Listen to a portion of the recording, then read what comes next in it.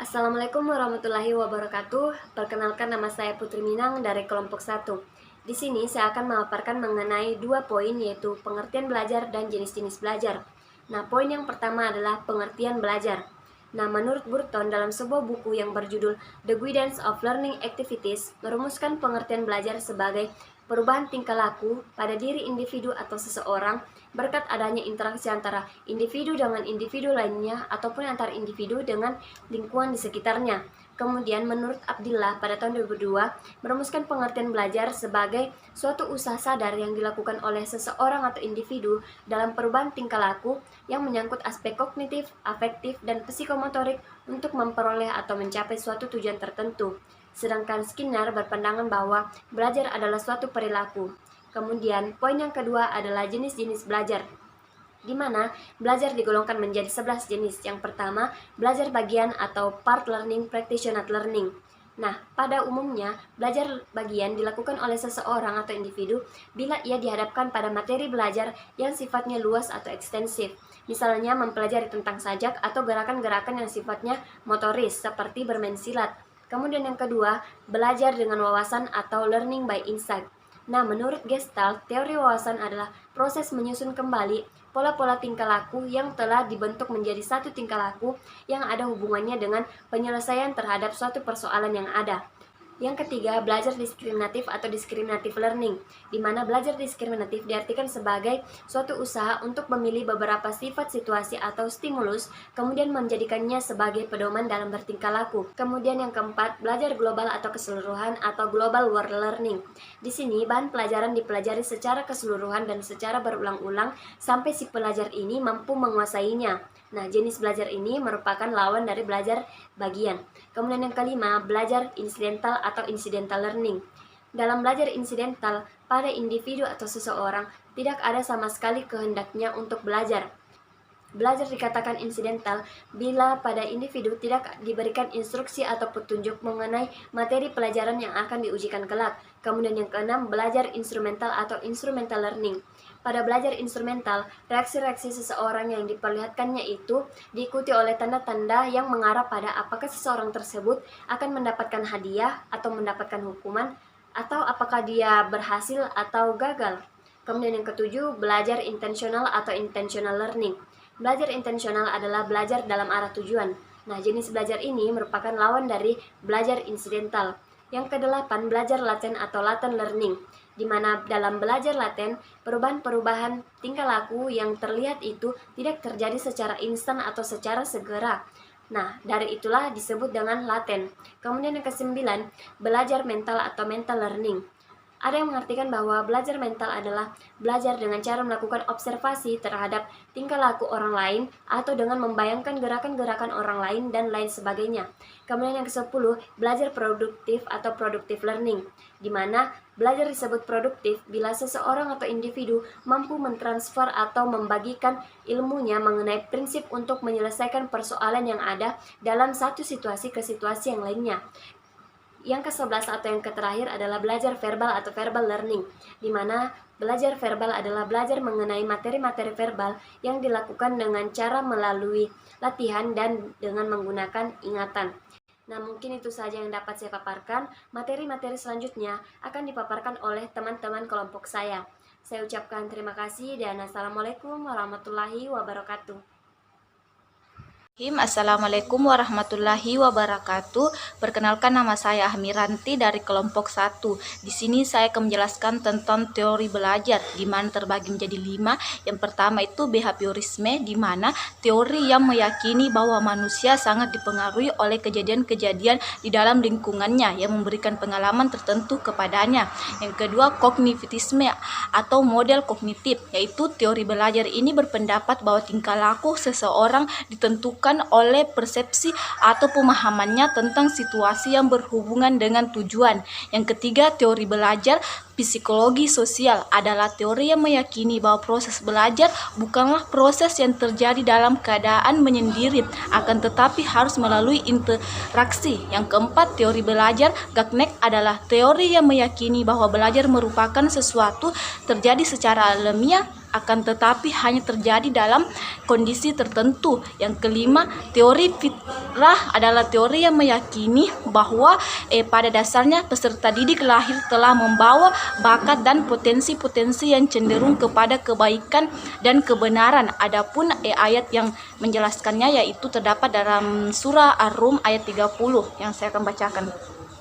A'udzubillahi minasyaitonirrajim. Bismillahirrahmanirrahim. Faqimu wajhaka lillazi hanni fitratallahi allati fataran nasa 'alaiha la tubdila li khalqillahi zalikad dinul qayyima walakinna aksaran nasi la ya'lamun. Yang artinya, maka hadapkanlah wajahmu dengan lurus kepada agama Allah, tetaplah atas fitrah Allah yang telah menciptakan manusia menurut fitrah itu. Tidak ada perubahan pada fitrah Allah, itulah agama yang lurus, tetapi kebanyakan manusia tidak mengetahui. Sadaqallahul azim. Adapun prinsip-prinsip belajar, yang pertama itu perhatian dan motivasi. Dari kajian teori belajar, pengolahan informasi terungkap bahwa tanpa adanya perhatian tak mungkin terjadi belajar. Motivasi mempunyai kaitan yang erat dengan minat. Siswa yang memiliki minat terhadap suatu bidang studi tertentu cenderung perhatiannya dan akan timbul motivasinya untuk mempelajari bidang tersebut. Yang kedua, keaktifan. Dalam setiap proses belajar, siswa selalu menampakkan keaktifannya yang berbentuk beraneka ragam, mulai dari kegiatan fisik yang mudah kita amati sampai kegiatan psikis yang susah diamati. Kegiatan fisik berupa membaca dan kegiatan fisik berupa menyimpulkan hasil percobaan. Yang ketiga itu keterlibatan langsung atau berpengalaman, yaitu belajar yang paling baik adalah belajar melalui pengalaman langsung. Dalam belajar melalui pengalaman langsung, siswa tidak sekadar mengamati secara langsung tetapi menghayati, terlibat langsung dalam perbuatan dan bertanggung jawab terhadap hasilnya. Yang keempat itu pengulangan. Menurut teori psikologi daya, dalam mengadakan pengulangan, maka daya-daya yang ada pada manusia terdiri dari mengamati, menganggap, meminat, menghayat, merasakan, berpikir dan sebagainya akan berkembang. Yang kelima, tantangan. Agar pada anak timbul motif yang kuat untuk mengatasi hambatan yang baik, maka bahan belajar haruslah menantang. Tantangan yang dihadapi dalam belajar membuat siswa bergairah untuk mengatasinya. Yang keenam itu balikan dan penguatan, yaitu format belajar berupa tanya jawab, diskusi, eksperimen, penemuan dan sebagainya, memungkinkan terjadinya balikan dan penguatan. Balikan yang secara diperoleh siswa setelah belajar melalui metode tersebut akan mendorong siswa untuk semangat dan giat belajar. Siswa belajar sungguh-sungguh dan mendapatkan nilai yang baik dalam ulangan, mendorong anak untuk lebih giat lagi. Sebaliknya, anak yang mendapat nilai yang kurang baik pada waktu ulangan akan terasa takut tidak naik kelas. Di sini nilai baik dan takut tidak naik kelas juga mendorong anak-anak untuk lebih giat, dan hal ini disebut sebagai penguatan negatif.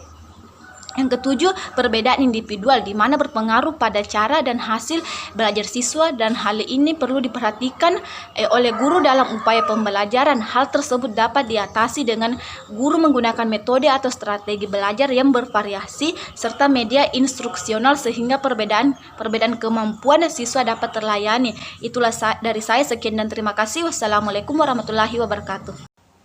Bismillahirrahmanirrahim. Assalamualaikum warahmatullahi wabarakatuh.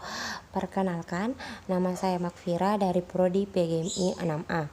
Baiklah, di sini saya akan menjelaskan materi mengenai jenis perilaku belajar dan faktor-faktor yang mempengaruhi belajar. Di mana di jenis perilaku belajar ada 3 ranah, yaitu yang pertama ranah kognitif, di mana di ranah kognitif ini terdiri dari 6 jenis. Yang pertama bagian A itu ada pengetahuan, di mana pengetahuan itu mencakup kemampuan ingatan tentang hal-hal yang telah dipelajari dan tersimpan dalam ingatan. Di bagian B ada itu pemahaman, di mana pemahaman mencakup kemampuan menangkap sari dan makna hal-hal yang dipelajari. Bagian C ada penerapan, di mana penerapan itu mencakup kemampuan penerapan metode, kaidah untuk menghadapi masalah yang nyata dan baru. Dan bagian D ada analisis, di mana analisis mencakup kemampuan merinci atau suatu kesatuan ke dalam bagian-bagian hingga struktur keseluruhan dapat dipahami dengan baik. Bagian E ada analisis, di mana di analisis itu mencakup kemampuan membentuk suatu pola. di mana dievaluasi. Dan terakhir itu bagian F ada evaluasi, di mana dievaluasi itu mencakup kemampuan membentuk pendapat tentang beberapa hal berdasarkan kriteria tertentu. Yang kedua ada ranah afektif, di mana di ranah afektif ini terdiri dari 7 jenis perilaku. Yang pertama bagian A itu penerimaan, di mana penerimaan ini mencakup kepekaan tentang hal tertentu dan kesediaan memperhatikan hal tersebut. Bagian B ada partisipasi, di mana di partisipasi ini mencakup kerelaan, kesediaan memperhatikan dan berpartisipasi dalam suatu kegiatan. Bagian C ada penilaian, di mana di penilaian ini mencakup penerimaan terhadap suatu nilai, menghargai, mengakui, dan menentukan sikap. Di bagian D ada organisasi, di mana di organisasi ini mencakup kemampuan membentuk suatu sistem penilaian sebagai pedoman dan pegangan hidup. Dan terakhir ada yang namanya pembentukan pola hidup, di mana di pembentukan pola hidup ini mencakup kemampuan menghayati nilai dan membentuknya pola nilai kehidupan pribadi. Dan yang terakhir ada namanya ranah psikomotorik, di mana di ranah psikomotorik ini terdiri dari 7 perilaku atau 7 kemampuan motorik, yaitu bagian A ada yang namanya persepsi, di mana di persepsi ini mencakup kemampuan memilahkan sesuatu secara khusus dan menyadari adanya perbedaan antara sesuatu tersebut. Bagian B ada namanya kesiapan, di mana di kesiapan ini mencakup kemampuan menempatkan diri dalam suatu keadaan di mana akan terjadi suatu gerakan atau rangkaian gerakan. Di bagian C ada gerakan terbimbing, di mana gerakan terbimbing ini mencakup kemampuan melakukan gerakan sesuai contoh atau gerakan peniruan. Di bagian D ada gerakan terbiasa, di mana di gerakan terbiasa ini mencakup kemampuan melakukan gerakan tanpa contoh. Bagian E ada namanya gerakan kompleks, di mana di gerakan kompleks ini mencakup kemampuan melakukan gerakan atau keterampilan yang terdiri dari banyak tahap secara lancar, efisien, dan tepat. Di bagian F ada penyesuaian pola gerakan, mencakup kemampuan mengadakan perubahan dan penyesuaian pola gerak-gerik dengan persyaratan khusus yang berlaku. Bagian G ada kreativitas, di mana di kreativitas ini mencakup kemampuan melahirkan pola-pola gerak-gerik yang baru atas dasar prakarsa tersendiri. Adapun faktor-faktor yang mempengaruhi belajar ada 2, yaitu faktor intern dan faktor ekstern, di mana di faktor intern itu ada 3 faktor. Yang pertama itu faktor jasmania, di mana di faktor jasmania itu ada faktor kesehatan dan cacat tubuh.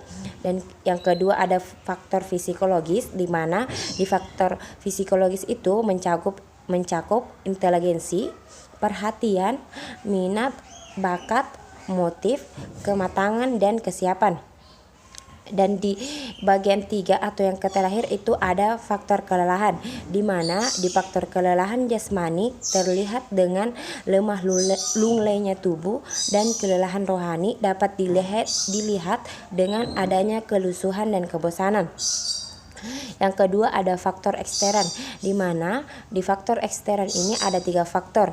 Yang pertama itu faktor keluarga, di mana faktor keluarga itu mencakup cara orang tua mendidik, relasi antara anggota keluarga, suasana rumah, keadaan ekonomi keluarga, pengertian orang tua, dan latar belakang kebudayaan.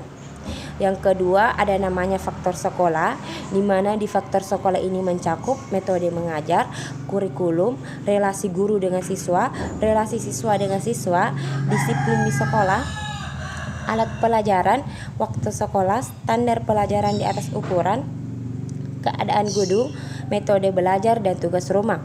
Yang terakhir ada namanya faktor masyarakat, di mana di faktor masyarakat ini mencakup kegiatan siswa dalam masyarakat, mass media, teman bergaul, dan bentuk kehidupan masyarakat. Baiklah, itulah tadi materi yang sempat saya bawakan. Kurang lebihnya mohon dimaafkan. Assalamualaikum warahmatullahi wabarakatuh. Assalamualaikum warahmatullahi wabarakatuh. Perkenalkan, nama saya Rasutri Lestari dan di sini saya akan memaparkan pengertian dari mengajar. Definisi dari De Quilly dan Ghazali bahwa mengajar adalah menanamkan pengetahuan pada seseorang dengan cara paling singkat dan tepat. Definisi mengajar dalam konteks yang tradisional yaitu mengatakan bahwa mengajar adalah penyerahan kebudayaan kepada anak didik yang berupa pengalaman dan kecakapan atau usaha untuk mewariskan kebudayaan masyarakat kepada generasi berikutnya.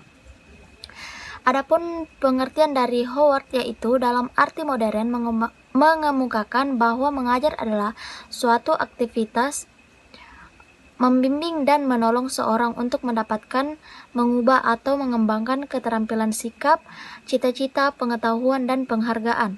Adapun prinsip-prinsip mengajar yaitu perhatian, apresiasi, peragaan, repetisi, korelasi, konservasi, dan individualisasi, dan terakhir itu evaluasi.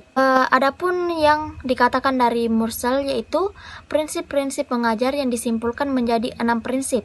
Yang pertama konteks, fokus, sosialisasi, individualisasi, sequence, dan evaluasi. Itulah pemaparan saya. Assalamualaikum warahmatullahi wabarakatuh. Perkenalkan, nama saya Andi Rizky Intansari. Saya perwakilan dari kelompok 1. Di sini saya akan menjelaskan materi tentang mengajar yang efektif dan pengertian pembelajaran. Seperti yang kita ketahui, mengajar yang efektif adalah mengajar yang dapat membawa belajar siswa yang efektif pula. Kemudian di dalam mengajar yang efektif itu memiliki beberapa syarat, diantaranya 1. Belajar secara aktif baik mental maupun fisik. Kemudian yang kedua, guru harus menggunakan banyak metode pada saat mengajar. Terus yang ketiga, motivasi sangat berperan penting untuk kemajuan dan perkembangan proses belajar siswa. Dan kurikulum yang digunakan juga harus kurikulum yang baik dan juga seimbang. Kemudian yang kelima, guru harus melihat perbedaan antara individual siswa. Kemudian guru akan mengajar dengan efektif apabila ia sudah memiliki perencanaan sebelum mengajar. Dan pengaruh guru yang sugestif sangat perlu diberikan kepada siswa. Kemudian guru juga harus memiliki keberanian untuk memberikan masalah yang dialami oleh siswanya saat proses belajar mengajar. Dan poin selanjutnya, guru harus menciptakan suasana belajar yang demokratis di dalam sekolah ataupun kelas. Nah, kemudian guru harus memberikan masalah pada proses belajar mengajar di mana otak siswa merangsang masalah tersebut dan dapat menyelesaikan masalah tersebut. Kemudian pada saat memberikan pelajaran, guru harus mengintegrasikan pelajaran yang diberikan untuk siswanya agar tidak terpisah-pisah. Pelajaran yang dipelajari di sekolah harus dikaitkan dengan kehidupan nyata atau kehidupan di masyarakat. Nah, selanjutnya proses belajar mengajar, guru harus memberikan keluasan kepada siswanya dalam mencari masalah atau menentukan masalah yang sedang ia alami sendiri. Nah, poin yang terakhir itu adalah pengajaran remedial, pengertian dari pembelajaran. Pengertian dari pembelajaran adalah suatu proses mengatur di mana peserta didik dapat mengorganisasikan lingkungan yang ada di sekitarnya dan mendorong atau menumbuhkan dirinya dalam melakukan proses belajar. Terima kasih, itu saja yang bisa saya jelaskan. Materi selanjutnya akan dijelaskan oleh teman kelompok saya. Assalamualaikum warahmatullahi wabarakatuh. Assalamualaikum warahmatullahi wabarakatuh. Perkenalkan, saya Heni Irtia dari PGMI 6A, NIM 1802050101. Komponen-komponen dalam pembelajaran ada 7. Yang pertama, guru. Dalam Undang-Undang Republik Indonesia Nomor 20 Tahun 2003 yang menjelaskan tentang sistem pendidikan nasional pada bab 4 pasal 29 ayat 1 disebutkan bahwa pendidik merupakan tenaga profesional yang bertugas merencanakan dan melaksanakan proses pembelajaran dan memiliki hasil pembelajaran. Komponen yang kedua yaitu siswa. Siswa adalah seorang yang mengikuti suatu program pendidikan di sekolah atau di lembaga pendidikan di bawah bimbingan seorang guru. Yang ketiga yaitu tujuan pembelajaran. Tujuan pembelajaran adalah faktor yang sangat penting dalam proses pembelajaran. Dengan adanya tujuan, maka guru memiliki pedoman dan sasaran yang akan dicapai dalam kegiatan belajar mengajar. Jika dilihat dari sisi ruang lingkupnya, tujuan pembelajaran dapat dibagi menjadi dua. Yang pertama yaitu tujuan yang dirumuskan secara spesifik oleh guru yang bertolak dari materi pelajaran yang disampaikan. Kemudian, ruang lingkup yang kedua yaitu tujuan pembelajaran umum, yaitu tujuan pembelajaran yang sudah tercantum dalam garis-garis pedoman pengajaran yang dituangkan dalam rencana pengajaran yang disiapkan oleh guru. Komponen yang keempat, yaitu materi pembelajaran, adalah substansi yang akan disampaikan dalam proses belajar mengajar. Tanpa adanya materi pembelajaran, proses belajar mengajar tidak akan berjalan dengan baik. Yang kelima, yaitu metode pembelajaran adalah suatu cara yang digunakan dalam mencapai tujuan yang telah ditetapkan. Dalam kegiatan belajar mengajar, metode sangat diperlukan oleh guru. Komponen yang keenam yaitu alat pembelajaran. Alat pembelajaran adalah media yang digunakan sebagai alat bantu untuk memperlancar penyelenggaraan pembelajaran agar lebih efisien. Alat bantu atau media pembelajaran yang digunakan bisa berupa orang, makhluk hidup, benda-benda, dan segala sesuatu yang dapat digunakan sebagai perantara untuk menyajikan sebuah pembelajaran. Komponen yang ketujuh yaitu evaluasi. Evaluasi merupakan komponen yang terakhir dalam pembelajaran. Evaluasi bukan saja berfungsi untuk melihat keberhasilan siswa dalam pembelajaran, akan tetapi berfungsi sebagai umpan balik baik dari guru atas kinerja yang dilakukan dalam proses pembelajaran. Selanjutnya ada prinsip-prinsip pembelajaran. Prinsip pembelajaran ini ada 10. Yang pertama, prinsip motivasi. Prinsip motivasi adalah upaya guru untuk menumbuhkan dorongan belajar, baik dalam diri anak atau dari luar diri anak. Prinsip yang kedua, yaitu prinsip latar belakang, adalah upaya guru dalam proses belajar mengajar memperhatikan pengetahuan, keterampilan, dan sikap yang telah dimiliki oleh anak. Prinsip yang ketiga, yaitu prinsip pemusatan perhatian, adalah usaha untuk memusatkan perhatian anak dengan jalan mengajukan masalah yang hendak dipecahkan lebih terarah agar mencapai tujuan yang hendak dicapai. Prinsip yang keempat, yaitu prinsip keterpaduan, merupakan hal yang penting dalam pembelajaran. Oleh karena itu, guru dalam menyampaikan materi hendaknya mengaitkan suatu pokok bahasan dengan pokok bahasan yang lain. Prinsip yang kelima, yaitu prinsip pemecahan masalah. Prinsip pemecahan masalah adalah situasi belajar yang dihadapkan pada masalah-masalah. Hal ini dimaksudkan agar anak-anak peka dan juga mendorong mereka untuk mencari, memilih, dan menentukan pemecahan masalah sesuai dengan kemampuan siswa. Prinsip yang keenam, yaitu prinsip menemukan, adalah kegiatan menggali potensi yang dimiliki anak untuk mencari, mengembangkan hasil perolehannya dalam bentuk fakta dan informasi.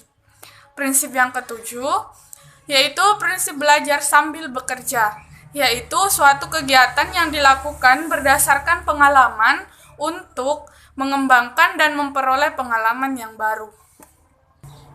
Prinsip yang kedelapan, yaitu prinsip belajar sambil bermain, merupakan kegiatan yang dapat menimbulkan suasana menyenangkan bagi siswa dalam belajar karena dengan bermain, maka pengetahuan, keterampilan, sikap, dan daya fantasi anak akan berkembang. Prinsip yang kesembilan, yaitu prinsip perbedaan individu. Dari tingkat yakni upaya guru dalam proses belajar mengajar yang memperhatikan perbedaan dari tingkat kecerdasan sifat dan kebiasaan atau latar belakang keluarga.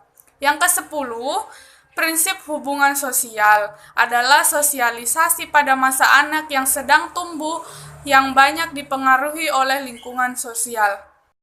Itulah tadi penjelasan dari saya, kurang dan lebihnya mohon dimaafkan. Assalamualaikum warahmatullahi wabarakatuh. Assalamualaikum warahmatullahi wabarakatuh. Perkenalkan, nama saya Nur Kolbi. Di sini saya akan melanjutkan materi pembahasan dari teman saya sebelumnya. Di sini saya akan menjelaskan mengenai faktor-faktor terciptanya proses belajar. Faktor-faktor terciptanya proses belajar terbagi menjadi 4. Yang pertama ada faktor guru, yang kedua ada faktor siswa, yang ketiga faktor tujuan, dan yang keempat ada faktor lingkungan. Faktor guru terbagi menjadi 2, yaitu ada faktor kondisi fisik dan faktor psikis. Guru adalah faktor utama dalam proses pembelajaran. Berhasil atau tidaknya sebuah pembelajaran tergantung pada cara guru dalam membelajarkan sebuah materi kepada siswa-siswanya. Yang pertama itu ada faktor kondisi fisik. Sebaiknya seorang guru dalam membelajarkan kepada siswanya mengenai materi yang tidak bertentangan dengan kondisi fisiknya. Misalkan, jika guru buta warna, sebaiknya ia tidak mengajarkan pembelajaran yang berkenaan dengan warna. Sebaiknya ia membelajarkan pembelajaran yang lain, seperti pelajaran matematika, PKN, bahasa Indonesia, dan lain-lain. Kemudian yang kedua ada faktor kondisi psikis. Seorang guru yang sedang stres sebaiknya tidak mengajar untuk sementara waktu. Hal ini dikhawatirkan ia akan melampiaskan emosinya kepada siswa-siswanya. Hal ini akan berdampak sangat tidak baik kepada guru maupun siswa-siswanya. Kemudian yang kedua ada faktor siswa, terbagi menjadi kondisi fisik dan kondisi psikis. Kondisi fisik. Siswa yang sakit tidak mungkin mengikuti pembelajaran, dan sebaiknya ia mengikuti pembelajaran saat kondisi fisiknya sedang sehat. Dipaksakan seperti apapun, kefahaman akan sulit sekali untuk diterima anak. Karenanya, guru yang mengetahui adanya siswa yang sakit sebaiknya menyuruh siswanya untuk beristirahat. Kemudian yang kedua ada faktor psikis. Anak terlahir dengan anugerah yang berbeda-beda, anugerah dan kemampuan yang berbeda-beda. Maka dari itu, tugas seorang guru ialah membantu agar siswanya dapat mengembangkan kemampuan mereka. Siswa yang mempunyai kemampuan menggambar sebaiknya diberi stimulus yang lebih dalam menggambar. Itu sebagai contohnya ya teman-teman. Oke, untuk penjelasan selanjutnya akan dijelaskan oleh teman saya. Wassalamualaikum warahmatullahi wabarakatuh. Assalamualaikum warahmatullahi wabarakatuh. Saya atas nama Baik Sri Sulasmini akan melanjutkan materi yang telah dijelaskan oleh teman saya sebelumnya, yaitu faktor-faktor terciptanya proses belajar. Yang akan saya jelaskan di sini yaitu faktor tujuan. Di bagian A yaitu kejelasan. Misalnya, apa visi dan misi sekolah tersebut? Kemudian, apa tujuan pembelajaran di sekolah tersebut? Kemudian bagian B yaitu urgensi. Urgensi itu contohnya seperti misalnya seorang siswa tidak suka dalam mengikuti pembelajaran IPA, misalnya biologi, fisika, dan kimia. Akan tetapi guru tetap memberikan materi tersebut. Berhasilkah pembelajaran tersebut dikuasai oleh siswa atau dipahami oleh siswa? Mungkin tidak akan berhasil, kecuali seorang siswa mati-matian dalam mengikuti pembelajaran tersebut. Tapi itu hanya sebagian kecil saja dalam meminati pembelajaran bagi siswa. Oleh karena itu, disinilah pentingnya faktor permintaan kelas atau penjurusan dalam penjurusan di SMA maupun MA. Kemudian bagian C yaitu tingkat kesulitan. Di Indonesia, pemerintah memperhatikan kesulitan materi. Oleh karena itu, pemerintah mengatur jenjang mulai dari SD, SMP, dan SMA. tidak hanya kelas saja yang memiliki jenjang, akan tetapi materi juga diperhatikan oleh pemerintah, seperti mulai dari yang termudah ke yang tersulit, kemudian yang konkret ke abstrak. Hal ini dilakukan oleh pemerintah agar siswa atau anak didik bisa lebih mudah dalam memahami materi pembelajaran. Kemudian bagian D yaitu kesesuaian materi. Kesesuaian materi di sini ada 5 bagian, yaitu di mana bagian pertama adalah kejelasan materi. Di bagian kedua yaitu kemenarikan media, strategi, metode, dan lain-lain. Kemudian yang bagian ketiga yaitu sistematika pembelajaran materi. Yang bagian keempat yaitu jenis materi. Contohnya seperti menjelaskan harus sesuai dengan konteks. Kemudian bagian kelima yaitu faktor instrumen. Misalnya kelengkapan, kualitas, dan kesesuaian.